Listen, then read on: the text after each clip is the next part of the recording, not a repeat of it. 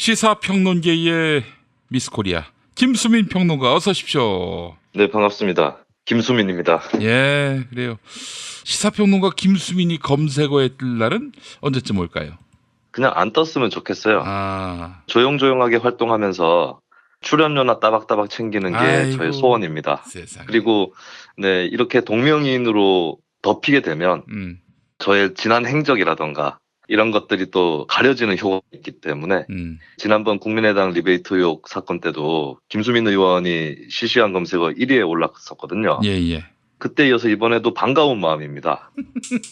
그리고 한 가지 더 있는데 이번에 그 미스 코리아 대신 저하고 이름 같으신 분이 예. 기사를 검색해 보니까 특기의 성대모사라고 돼 있더라고요. 아, 그래요? 예. 그래서 이 얼마 안 되는 성대모사 시장을 또 잠식해 들어오는 게 아닌가. 아이고. 예, 이런 좀 불안감이 한편으로 생기고 있는데 그래도 여성이시니까 나와바리가 안 겹치지 않을까. 그나마 좀 기대를 해보고 있습니다. 뭐 미스코리아 김수민 씨가 설마 뭐 김종필 성대모사, 뭐 이완영 성대모사, 뭐 성대모사는 떠나서 그 정치인들을 아실지 이것도 사실 궁금하고요. 뭐 모른다, 무식하다 이런 얘기가 아니라 현실과 멀어진 정치인들이어서 뭐 그런 생각이 좀 들었습니다만은. 만에 하나 그 정치인들에 대해서 알고 있고 심지어는 성대모사까지 가능하다.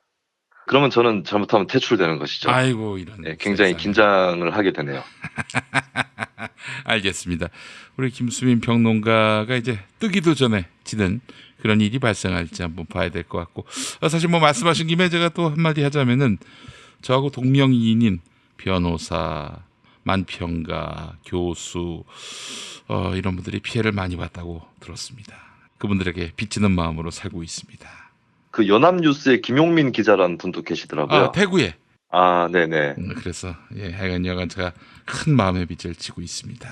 네, 그렇게 양심적이신 분이 왜 저에게는 항상 마음의 빚 없이 마음껏 막말하시는지 잘 모르겠어요.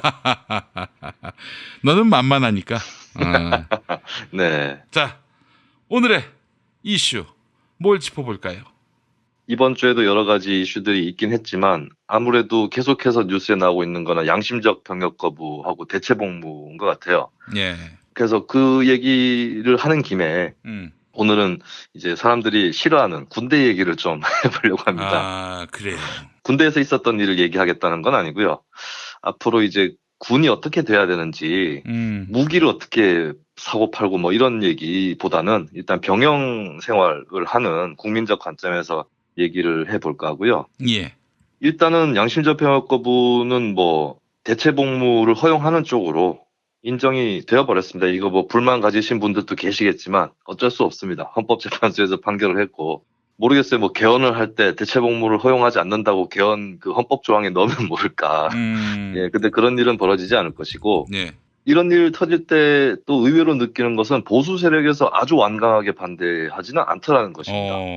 따지고 보면은 사형제도 비슷한데 김대중 정부 때 사형제를 없애지는 않았지만 집행을 하지 않는 쪽으로 일단 가닥을 잡았고 노무현 정부 때도 그 기조는 그대로 이어지는 것이죠. 그런데 이명박 박근혜 정부 때 집행을 다시 하는 그런 일은 또 벌어지지 않았습니다. 예. 또 사실은 뭐 요즘 논란이 많이 되고 있는 난민법 이런 것도 박근혜 정부 때 제정이 됐던 것이고 저는 사형이 이명박 박근혜 정부 때 집행이 안 되는 거 보면서 아이고 이 나라의 보수들은 적어도 파시스트들은 아니다라는 점에 안도했습니다.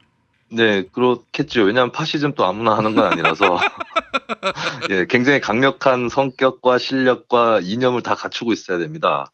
그런 사람들이 결코 파시즘을 할 수는 없을 테고. 게다가 또 홍준표도 그다지 파시스트가 아니에요. 그럴 것 같아요. 그리고 그 양반이야 뭐 개인적인 소신이 항상 궁금한 사람이고 이제 밖에서 얘기하는 것들을 항상 상황에 맞추어서 자신의 정치적 포지션 그리고 그 포지션도 자신이 정해놓은 것이 아니라 정치적 국면에서 가장 유리하다 싶은 정치적 포지션을 찍고 거기에 맞는 발언들을 하기 때문에 그분이 아마 동성애에 관한 발언 또 여기저기 뒤져보면은 전혀 다른 그런 얘기들을 한 것을 발견할 수가 그래요? 있을 거고요. 하여튼 한국의 보수 세력은 그런 것 같아요, 전반적으로. 그래서 어떻게 보면은 그것 때문에 보수가 혁신될 수도 있습니다. 살아남기 위해서. 아니 트럼프가 이렇게 북미 관계를 개선할 줄 누가 알았겠어요. 저는 자유한국당 시대에 급진적인 좌파적 정책이 펼쳐질 가능성이 있겠다. 그런 생각도 해봤어요. 그럴 수도 있습니다. 뭐 전반적으로 그렇진 않겠으나 몇 가지 부분에서 좌파적인 정책을 선별적으로 수용하는 그런 일도 있어 보이고요. 양심적 병역 거부 관해서 물론 뻘소리하는 자유한국당 의원도 있긴 있습니다만은 대표적으로 구미의 백승주 의원이 페이스북에다가 그러면 군대 가면 양심이 없는 거냐라고 양심적 병역 거부 논쟁 한 20년 전 시작할 때 나왔던 그따위 얘기를 하고 있던데 참 답답한 사람이죠. 그런데 언론에서 국방위원회 의원들 대상으로 해서 대체복무제는 어떻게 하면 좋겠느냐 질의를 해서 응답을 받았는데 뭐 자유한국당 의원 중에서도 나름대로 뭐 합리적인 의견을 갖고 있는 뭐 부분적으로나마 그런 사례도 있었고, 그리고 현재 양심적 병역 거부 인정에 대해서 그 자체에 대해서 저항하려고 하는 것 같진 않아요. 그리고 아무래도 국회의원들이 뭐 자신들의 어떤 진로를 위해서 연기를 하거나 뭐 하여튼 이것저것 신념들이 막 바뀌거나 하는데 어쨌든 국제사회의 기류라는 건 분명히 그들도 알고 있을 테니까. 그래서 이제 남은 관건은 뭐 대체복무를 하는데 기간을 어떻게 잡을 거냐, 출퇴근할 거냐, 아니면 합숙할 거냐, 또 업무 강도는 어느 정도 될 거냐, 이 정도에서 남아 있는 것 같고. 근데 이제 국민 여론을 정확하게 다 알 수는 없겠지만 굉장히 징벌적인 성격의 다름없는 그런 대체복무제를 주장하는 네티즌들도 되게 많이 있는 것이죠. 그걸 보면서 이제 제가 동의 여부를 떠나서 그냥 양심적 병역 거부를 허용하고 그리고 대체복무를 인정하는 것만으로는 부족하다. 이번 기회에 병영 생활에 대해서 전반적으로 좀 혁신을 할 필요가 예. 있겠다. 그래서 같이 이것을 논의해야 된다라는 생각이 강하게 예, 예, 들더라고요. 예. 예를 들면 저 같은 경우는 뭐 군 생활의 한 2배 정도를 대체복무를 시키는 건 좀 가혹하다라고 생각을 음. 하거든요. 그런데 이제 국민 여론은 어떤 분은 한 4배 시켜야 된다 이런 사람도 있는 네. 것이고, 근데 이게 항상 그 군 복무 기간이 길고 또 힘들고 가치 없는 것으로 여겨질수록 대체복무를 하는 사람에 대해서도 더 가혹한 조건을 요구하기 마련입니다. 그래서 이건 분명히 군대를 가는 많은 사람들의 어떤 처지를 개선하는 그 작업이랑 연동이 되어야 대체복무에 대해서도 좀 합리적인 기준을 마련할 수 있을 거라고 보여지고. 사실 양심적 병역 거부를 이상한 눈으로 보는 분들이 대부분 다 군대에 대해서 혐오적 시각을 갖고 있는 그런 분들이라고 보는 거예요. 국가에 대한 어떤 봉사 이런 개념으로 본다면은 아니 굳이 총을 들지 않더라도 다른 방법으로 국가에 기여할 수 있지 않겠는가? 전 이런 얘기한다고 보거든요. 근데 이제 군을 혐오하기 때문에 2배, 3배 고생시켜야 한다. 이런 얘기도 하는 것이고요. 그렇습니다. 뭐 혐오하는 게 가만히 있는데 혐오한다기보단 본인이 갖고 있는 경험이나 또 가지 않으신 분 같은 경우는 공포라든가 불안이 있기 때문에 당연히 그런 말씀들을 또 하시는 거고, 맞습니다. 그래서 이거를 이제 그냥 혐오라고만 없애야 한다고 당위적으로 얘기하는 것이 중요한 게 아니라 군 생활 자체를 개선하는 것이 가장 바람직한 방법이라고 보고, 그래서 좀 논의를 풀어나가면 좋겠고요. 저는 일단 중대한 논쟁적 이슈를 던지자면 많은 분들이 결국에는 모병제를 해야 되는 거 아니냐. 아, 그래서 가고 싶은 사람만 가고, 그리고 가는 사람은 직업이 돼서 그걸로 이제 월급도 좀 두둑히 음, 받고 또 모병제를 함으로써 더 직업적으로 뛰어난 군인들을 양성하는 것이 바람직한 미래의 군대상이 음. 아니냐. 무기도 더 현대화시키고 더 이상 쪽수에 기대지 않는 그런 군대를 만들어야 한다. 이런 여론들이 많이 있는데 저는 모병제는 일단 반대한다는 의사를 좀 밝히고 아, 왜요? 싶습니다. 모병제 문제는 사실 좌우의 문제라고 보기는 좀 어려운 측면이 음, 있어요. 그래서 진보라고 해서 모병제를 찬성해야 된다라고 하는 이유도 없고, 뭐 남경필 전 경기지사 같은 보수 우파도 모병제를 주장을 하기도 했었고요. 사실 저 같은 경우는 제가 예전에 녹색당을 몸담고 있을 때 창당 발기인들의 아이디어를 모아서 우리는 이런 정책들을 갖고 있습니다라는 걸 좀 명기하는 그런 적이 있었는데, 어떤 분이 이제 모병제 제안을 하셨을 때 제가 이거는 넣지 말았으면 좋겠다라고 토론을 한 적도 있었고, 일단은 빼는 쪽으로 그렇게 가닥을 잡은 적도 있었는데, 저는 모병제를 반대하는 첫 번째 이유는요. 군대라는 것은 인간이 하는 일 중에서 합법이긴 하지만 합법 바운더리 안에 있는 일 중에서 가장 악랄하고 굳은 일입니다. 음, 사람을 유사시에는 죽이게 되고 그 전에는 뭐 죽이는 연습을 하는 그런 굉장히 고된 일이고 정말 인간으로서 어떻게 보면 하고 싶지 않은 비인간적인 일인데 그런데 이런 일을 할 수밖에 없다면 군대를 없앨 수가 없고 군대가 있을 수밖에 없다면 저는 이 일은 많은 사람들이 나뉘어서 맞는 것이 아, 민주적이고 평등하다고 예, 생각하는 예, 것입니다. 예. 오히려 이런 일들을 직업군인, 극히 일부의 국민들에게만 맡겨놓았을 때 과연 사람들이 어떤 군이라든가 이 국가의 폭력, 이 폭력이라는 게 합법적이고 또 사적인 폭력을 막기 위한 그런 필요하게 성격이 있지만 거기에 대해서 과연 관심들을 징병제만큼 가질 수 있을까? 그리고 현대 민주사회의 군대라는 것은 결국 문민 통제를 핵심으로 합니다. 음, 이런 문민 통제에 비추어 봤을 때도 많은 국민들이 되도록이면 군이라는 업무를 나눠서 맡는 것이 더 맞다고 저는 보는 아, 것이죠. 예전에 뭐 귀족이 있고 신분제 사회일 경우에는 나라에 따라서 조금씩 차이는 있겠지만 오히려 이제 2등 국민이거나 아니면 비국민 취급을 받는 사람들은 군대에 갈 기회도 없었던 그런 것들을 비추어 봤을 때 국민 개병이라고 하는 것은 이제 근대와 민주 이런 것들의 출발이었던 셈이고 저는 이제 모병제야말로 좀 돈을 가지고 사람을 유인해서 사람들이 맡기 싫어하는 일을 전담시키는 이런 체제다. 어떻게 보면은 군의 민영화에 그냥, 해당한다. 사유화에 해당한다. 어, 이렇게 생각을 해요. 위험의 외주화. 그렇죠. 위험의 외주화 성격이 극도로 구현된 음, 것이고 저의 생각이 아주 틀린 건 아니라는 게 바로 드러나는 게 이 신자유주의 경제학자 중에 가장 유명한 사람이 밀턴 프리드만이라는 사람일 겁니다. 이 밀턴 프리드만이 생전에 이런 얘기를 했습니다. 징병제 폐지는 나의 가장 최고의 정책적 성과이다. 음, 네, 밀턴 프리드만은 징병제를 반대했던 것입니다. 모병제론자였던 것이고 결국에는 이제 돈으로 유인하는 군이라는 세계로 그런 성격을 갖고 있는 것이죠. 그리고 또 여기에서 더 파생되는 문제인데 많은 사람들이 이 지적을 하고 계신데 결국에는 가난한 사람만 그 돈을 통해서 군인이란 직업에 어느 정도 매력과 관심을 느끼게 되고 결국에는 군대는 가난한 사람으로 채워지는 것이 아니냐. 음, 예, 이런 문제 제기들도 꽤 있었던 예. 것이죠. 그래서 저는 모병제보다는 징병제가 민주적이다, 라고 생각을 하고요. 그러면 또 이 문제가 따라 나올 수 있습니다. 제가 지금까지 설명한 바에 따르면 되도록 많은 국민들이 군 복무의 부담을 나눠지는 것이 맞다면 아, 그러면 여성은 왜 안 되느냐라고 하는 질문이 나올 수 있습니다. 저는 거기에 대한 답들을 뭐 틈나는 대로 생각해보고 찾아보기도 했는데 저의 명확한 결론은 여성이라고 해서 군 징집의 대상에서 빠져야 될 이유는 없다는 어, 것입니다. 그리고 예전에 이 문제를 가지고 아마 헌법재판소로 가져갔던 여성 징병 문제를 갖고 가져갔던 사람이 있는데 얼핏 그 소식을 들으면 많은 사람들이 뭐 이거 한남 아냐? 그때는 한남이라는 용어는 없었지만 요즘 말로는 꼴마초 아냐? 뭐 이렇게 의심들을 하셨을 것 같은데 그분의 설명도 이런 것이었어요. 결코 여성이 뭐 배려를 받아서 군대에서 빠진 것이 아니라 말하자면 2등 국민과 같은 그런 취급을 받고 있는 것이다. 음, 그런 얘기도 있었고 그리고 뭐 페미니스트 중에서 여성 징병을 다 반대하지는 않습니다. 이것도 논쟁적인 부분인데 찬성하시는 분도 계시는 것이고요.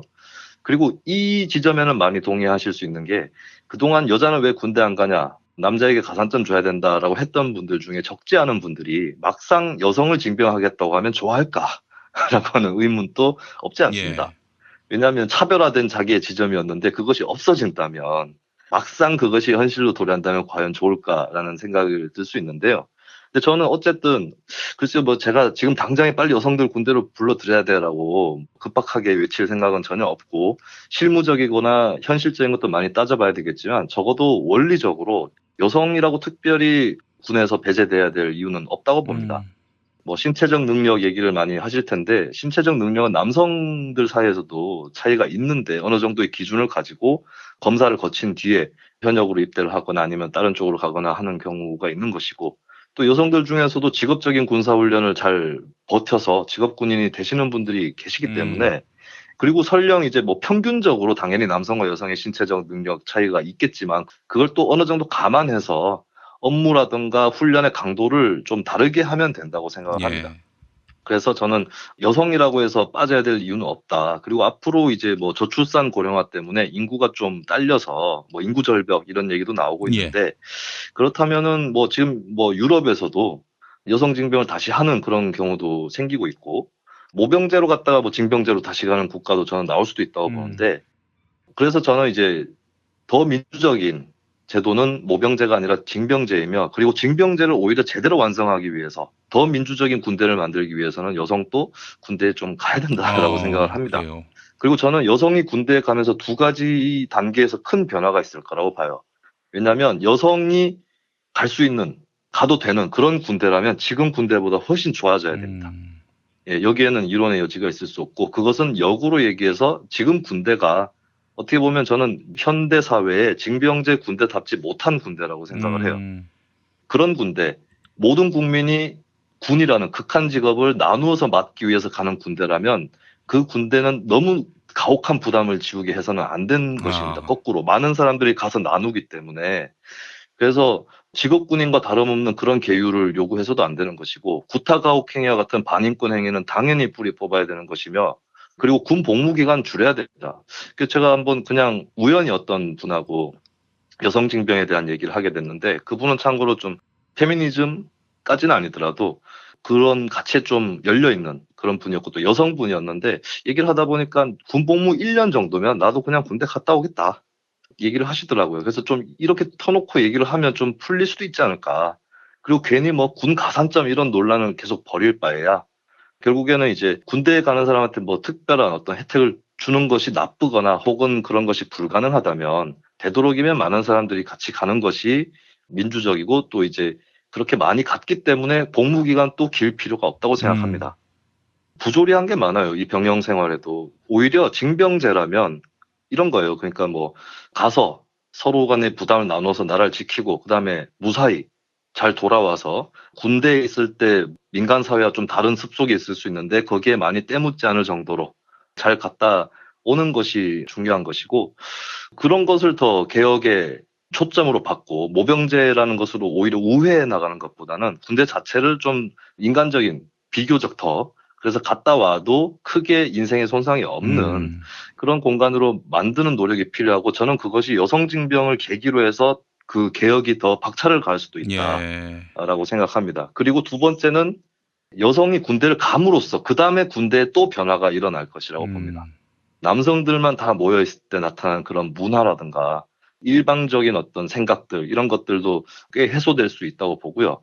그래서 저는 여성 징병에 대해서 오히려 이것이 더 민주적인 사회를 만드는 데 기여할 수도 있는 그런 제도라고 생각을 해요. 김수민 평론가가 말하는 여성도 갈 수 있는 군대를 만들려면 군대 내에 부조리한 상명하달 시계, 그리고 또 폭력이 반드시 수반돼야 하는 이런 조직 문화, 권위주의, 이런 것들이 타파돼야 하겠네요. 예, 그거는 뭐 필수 중에 필수라고 볼 수 있고, 저 같은 경우는 사실 제 친구들 보면 육군이나 이런 쪽에 복무를 한 친구들은 그렇게 구타가혹행위 경험이 없거나 많지 않아요. 근데 저 같은 경우는 이제 전투경찰 복무를 했고, 전투경찰 쪽은 그게 근절이 잘 안 되어서 참 제가 제 친구들 중에서는 군대에서 많이 맞은 그런 케이스에 속하는데, 참 그때 어이가 없었던 것은 분명히 군이든 경찰이든 법에 사병들 간의 구타, 가혹행위는 금지가 되어 있습니다. 근데 누구보다도 법을 잘 지켜야 될 군경이 그 법을 어겼었다는 것이고, 그리고 두 번째는 인권 문제를 얘기하면 말이 잘 안 통하는 사람들이 있어서 제가 평범한 이런 토론을 하다 보면은 오히려 더 강조하게 되는 논리가 구타가혹행위는 이적행위다라고 얘기를 합니다. 전투력 훼손이다. 이거 아군을 때린 거 아니겠습니까? 저도 이제 전투경찰 때 있을 때 많이 맞다 보니까 이게 전쟁 터지면은 고참부터 쏘겠다 이러다가 그렇죠. 내가 저 새끼부터 쏘지 내가. 네, 그런 생각이 들더라고요. 이게 과연 그러니까 인권 문제는 뭐 두말할 나위 없는 것이고, 전투력 훼손이라든가 이것 뭐 여성 징병과 무관하게 완전히 근절시켜야 될 그런 일들이 될 테고요. 전투경찰들 가운데서 폭력이 근절되지 못하는 이유가 뭐 구조적인 문제라기보다는 김수민 평론가가 싸가지가 없어서 이렇게 폭력이 발생하는 것은 아닐까요? 이렇게 맞은 사람에게 책임을 전가하는, 네, 이것이야말로 만악의 근원이 아닌가라는 생각이 들고, 이 발언은 김용민 씨의 역대 어느 막말보다 욕설은 섞여 있지 않지만 앞으로 행여나 정치를 하시게 되면은 제가 그 맞은편 후보로 출마를 해서 요 발언을 딱 떠가지고 이제 선거 트럭의 로고송으로 만들어서 네, 후크송처럼 아이, 반복해서 네네. 틀어볼까. 너무 강력하게 의심이 돼서 합리적으로 의심하는 겁니다. 뭐 무슨 뭐 그랬다기보다는 네. 예. 이럴 때 또 사과하는 용기가 필요한데 합리적인 의심이다. 이런 얘기를 하시면서 자신의 관에 이렇게 못질을 하시는 것이 좀 아닙니다. 안타깝게 이거는 뭐 여겨집니다. 진짜 네. 강력하게 의심이 되는 부분이었어요. 예. 알겠습니다. 전투경찰 부분을 제가 말씀을 드리자면 전투경찰대에서 구타가혹행위가 근절되지 않는 원인 중에 중요한 것은 군대는 경찰보다 상명하복이 더 강해요. 그래서 만약에 뭐 별단 사람이 야 구타가혹행위 다 없애 그러면 지휘계통을 타고 주르륵 내려갑니다.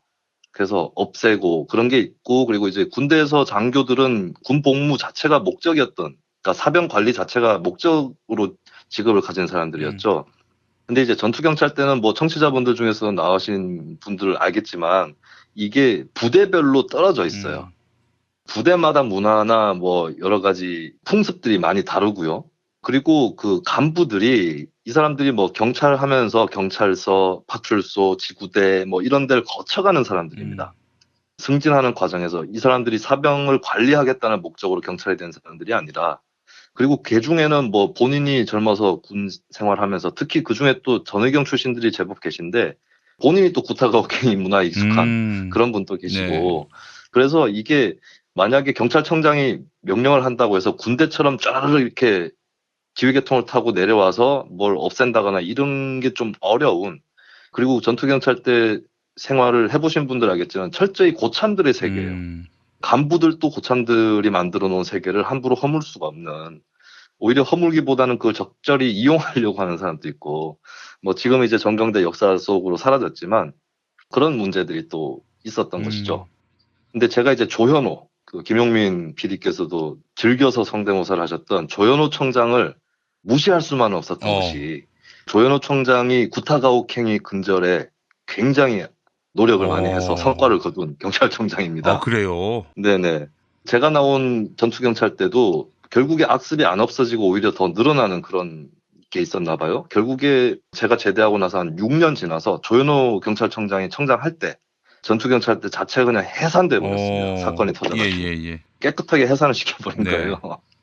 그리고 이제 군대에서도 전투경찰대랑 좀 비슷한 것이 후방 쪽에 오히려 좀 구타가혹행위가 남아있거나 그런 사례들이 또 있었던 것 같고 이거는 제가 좀 더 조사를 해봐야 될 것 같은데 이명박 박근혜 정부 들어서서 군 인권이 더 악화됐습니다. 제가 알기로 사병들 사이에서도 뭐 사회랑 다 같이 가는 것이죠. 군대가. 근데 저는 이제 다시 정리를 하자면 사회랑 같이 가는 군대가 맞다고 보고 그것에 맞추기 위해서라도 징병제가 더 낫다고 보는 것이고 그래서 이제 징병제인데 개혁을 해서 더 징병다운 징병제를 하자라는 입장에서 오늘 말씀을 드린 거였고 마지막으로 덧붙일 것은 군대에 가면 굉장히 잡무로 고생을 많이 합니다. 풀 뽑으라 그러고 청소하라 그러고 뭐 저도 전투경찰대에서 힘들었던 게 훈련보다도 뭐 내무 생활을 하는데 이불 각 잡고 있고 앉아있다가 또 눈치 봐가면서 옷 정리하고 있고 이런 것들이 힘들었었거든요. 이런 것도 해방시켜야 되고 기본적으로 군사 훈련 외에 뭐 취사를 하거나 청소를 하거나 풀 뽑거나 이런 업무에서부터 사병들을 해방시켜서 일과 이후에는 본인을 위한 시간, 공부를 한다거나 뭐 이런 쪽으로 시간을 보낼 수 있도록 해줘야 됩니다. 이게 불가능하면 대체 복무자에 대한 따가운 눈총은 계속될 것이기 때문에 다만 이 방법에 대해서 좀 논의가 필요한데 어떤 분들은 대체 복무와 양심적 병역 거부에 대해서 본인은 존중한다. 그런데 얘기했던 것처럼 잡무에서부터 군인들을 해방시키고 그 잡무들을 대체 복무자들한테 주는 게 어떻느냐 이런 말씀들을 하시는 분들이 계세요. 근데 이 병역 거부의 입장에도 여러 가지가 있는데 단순히 총을 짚는 것뿐만 아니라 그 총을 짚는 사람을 위해 지원하는 것도 전쟁이나 살상 행위에 동참하는 것이다라고 생각하는 분들이 계십니다. 그래서 그런 분들은 대체 복무를 하더라도 방산업체 이런 데는 가면 안 되는 것이겠고 그리고 본인이 실제로 진정한 신념에 따른 병역 거부자라면 그런 데 보내줄 테니까 빠질래 했을 때 안 됩니다라고 얘기할 수 있는 사람이어야 되는 것이죠. 그래서 그 잡무는 누구한테 맡길 것이냐 이거는 글쎄요, 대체복무자한테 그냥 맡긴다 이렇게만 보기는 좀 어려울 것 같고, 또 대체복무자랑 뭐 군인이랑 같은 공간에 좀 가까이 있을 때 야기될 수 있는 문제 이런 것들도 같이 고려를 하면은 무작정 뭐 대체복무자가 하면 되겠지라고 생각하는 건 좀 아닌 것 같아요. 예. 그리고 이제 여성 징병을 하게 될 경우에는 어떤 분은 그 일을 여성이 하면 되겠네라고 하실 수도 있는데, 저는 그게 남녀 성 역할의 분리 그리고 고정을 야기하는 거 아닌가, 뭐 이런 생각도 해봅니다. 그리고 뭐 지난 대선 때 국민의당에서는 이런 업무들을 민간으로 위탁하겠다라고 했는데, 예. 굳이 그게 뭐 공공 공간에서 있는 일을 민간에 위탁할 이유가 있을까, 이런 생각도 들고, 제가 갖고 있는 생각은 군 생활을 전반기 후반기로 나누어서 처음에 군사훈련 위주로 잡무 없이, 그리고 일과 시간 이후에는 자유롭게 좀 보내다가 한 후반기쯤에 준제대 상태에서 자기 후임들을 뒷바라지하는 뭐 그런 체제도 생각해 볼 수 있지 않을까. 그래서 어쨌든 저는 이 잡무로부터 현역 군인들을 해방시키는, 이거 굉장히 중요한 문제라고 생각을 하고, 그래서 이제 병역 거부에 대한 여러 가지 논란, 제가 동의할 수 없는 그런 언사들도 뭐 인터넷에서도 그렇고 일상생활에서 보고 듣지만, 또 그분들이 갖고 있는 군복무에 따른 박탈감이나 위험을 무릅쓴 거에 대한 어떤 불안, 공포 이런 것들을 헤아려 가면서 이번 기회에 병영 생활의 전반, 그리고 뭐 복무 기간까지 두루두루 논의해서 결정을 좀 지었으면 하는 바람에서 오늘 또 얘기를 들어봤습니다. 예, 알겠습니다. 아주 그 새로운 화두가 될 것 같은데요. 그렇죠. 사실 우리가 덜 아프다고 건강보험료를 안 내는 것도 아니고, 우리가 뭐 국가로부터 혜택을 받은 게 없으니 세금을 내지 않아도 되는 것도 아니고, 한 국가의 공동체로서 살고 있다면은 그 의무도 마땅하게, 동등하게, 그리고 공정하게 나눌 수 있어야겠죠. 예, 그래서 모비영제 이 부분은 도리어 어떤 직업의 슬럼화를 만들 수 있겠다. 빈부 귀천을 또 만들어내는 또 다른 양극화를 만들어낼 요인이 될 수 있다. 이런 지적이었습니다. 김수민 평론가의 이런 지적. 예, 모처럼 아주 흥미로웠어요. 네, 모처럼 흥미로웠으면은 이제 오랜 시간 동안 지루했다는 얘기군요. 아유, 뭐 시작부터 지금까지 정신이 없었어요. 졸려가지고.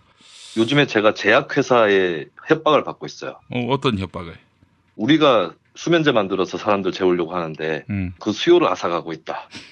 예, 그리고 이제 김용민 PD와 함께하고 있는 뉴스관장에서 네. 그 SBS의 알짱 PD라는 분과 역사 이야기를 주제로 한 뭐 짜투리 시간을 만들어서 배정을 했는데, 네. 그거를 들으신 청취자분들이 다 수면제용으로 쓰고 계시죠. 아이고, 그렇죠. 네. 예. 그렇지만 제가 그래도 김용민 브리핑에서는 엄선된 주제와 각고의 접근과 또 중간중간에 날카롭고도 푸근한 풍자와 해악을 곁들였다고 생각했는데, 네, 그렇게 말씀을 하시니 그래도 출연료만 준다면 괜찮다라는 입장입니다. 뭐라고요? 지금 이 시간에 뭐가 있었다고요? 각고의 접근과 각고의 접근, 날카로운 주제의식 뭐 이런 것들이 날카로운 주제의식. 있어 왔죠. 예. 그런 걸 했었단 말입니까? 내가 왜 못 들었지?